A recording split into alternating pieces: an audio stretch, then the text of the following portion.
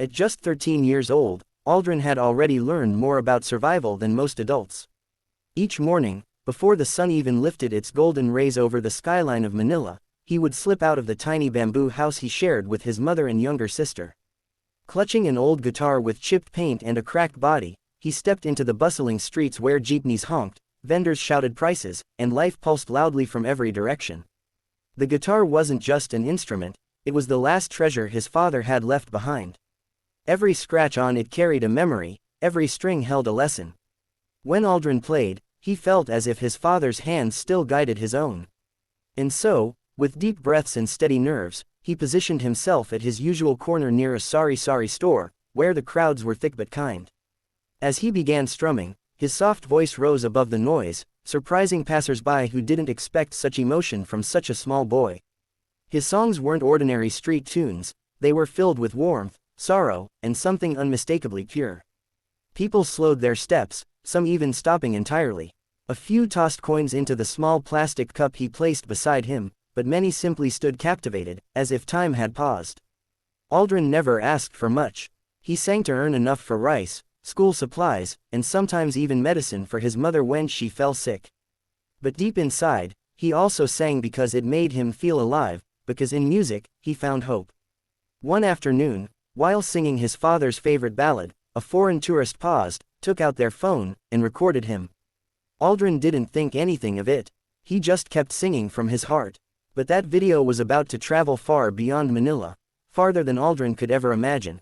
Aldrin arrived home just as the sun dipped behind the coconut trees, casting long shadows across their small neighborhood.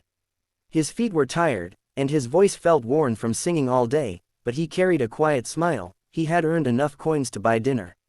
As he pushed open the door, he noticed his mother standing unusually still, a white envelope clasped tightly in her hands.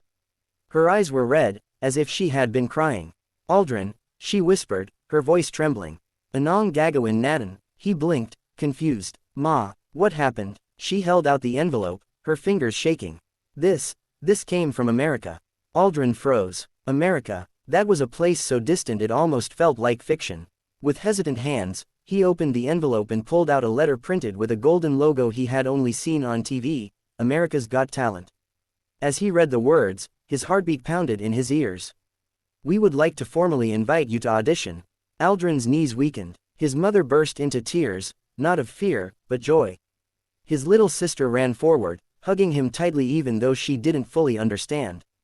The boy who once sang on the streets for coins suddenly had a chance to sing on one of the biggest stages in the world.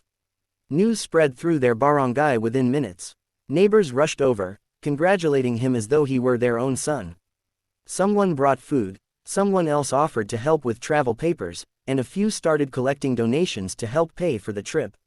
It was as if the entire community lifted him on their shoulders. For the first time in his life, Aldrin felt something unfamiliar yet overwhelming. Hope that his voice might carry him beyond the life he had always known.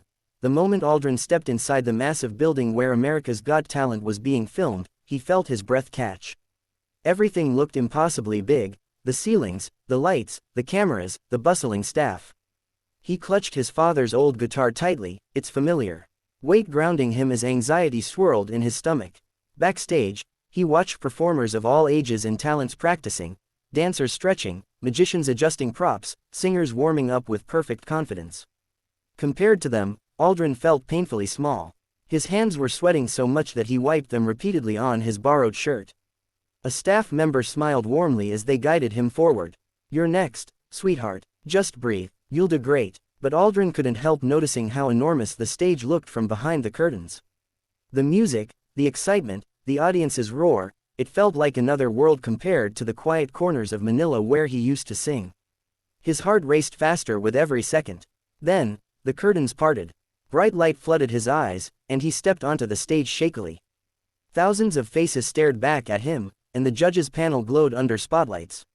He recognized Simon Cowell immediately, his stern expression, his signature white shirt. Beside him sat Heidi, Howie, and Sophia, smiling kindly. Simon leaned forward. "Hello, what's your name?" Aldrin swallowed hard. My name is Aldrin, sir. I'm from the Philippines." "Welcome, Aldrin," Simon said gently. "Why are you here today?" Aldrin's voice wavered. "I want to help my family.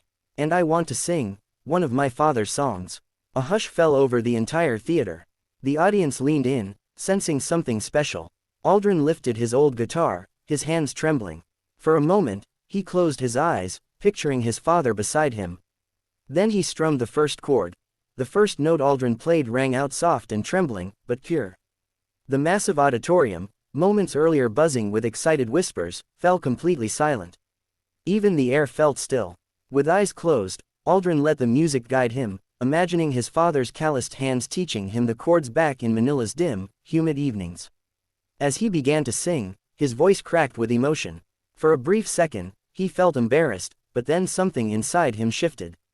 He remembered why he was here, for his mother, for his sister, for the father who believed in his voice long before anyone else did.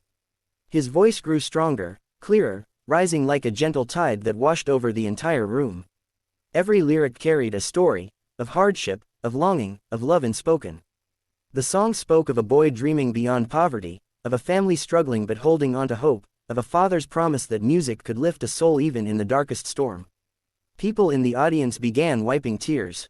A woman in the front row placed her hand over her heart. A father pulled his young son close. Even the judges were visibly moved. Heidi's eyes softened. Sophia leaned forward with her chin resting on her hands, and Howie nodded slowly, clearly touched. But it was Simon's reaction that stunned everyone. He was motionless, his usually guarded expression replaced by something rare, deep, unmistakable emotion. His eyes glistened as Aldrin reached the song's climax, hitting a high note packed with all the pain and strength of a boy far older than his years. When the final note faded, the silence lingered for one powerful heartbeat. Then the theater erupted. The audience rose to their feet in a roaring, thunderous standing ovation, cheering as if the world had just witnessed a miracle. The applause thundered through the entire theater, echoing off the walls like a celebration of triumph and pain finally heard. Aldrin stood frozen at the center of the stage, clutching his guitar as tears streamed down his cheeks. He had never heard such a sound, so loud, so full, so overwhelming. In Manila, applause usually came from a few kind strangers on the street. But here, thousands were standing for him. Heidi was the first to speak. Aldrin, she said gently, your voice, it's a gift. And your heart is even bigger. The crowd cheered again. Sophia added, you didn't just sing, you told a story. And we all felt it. Howie nodded, saying, this is what AGT is all about. A moment like this, but Simon remained silent. He stood up slowly, his face unreadable. The crowd grew quiet, sensing something coming. Aldrin held his breath, terrified that Simon might give criticism he wasn't prepared for. Instead, Simon stepped forward, leaned closer to his microphone, and said in a voice rough with emotion, Aldrin, I don't think you understand how special you are. This wasn't just a good audition. This was unforgettable. The audience roared. Simon placed both hands on the judge's table and took a deep breath. And for that reason, he said.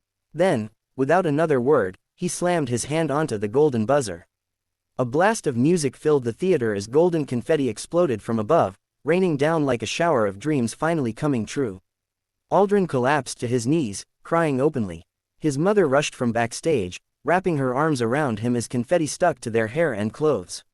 Simon walked onto the stage, placing a hand on Aldrin's shoulder. Your father would be so proud, he said softly.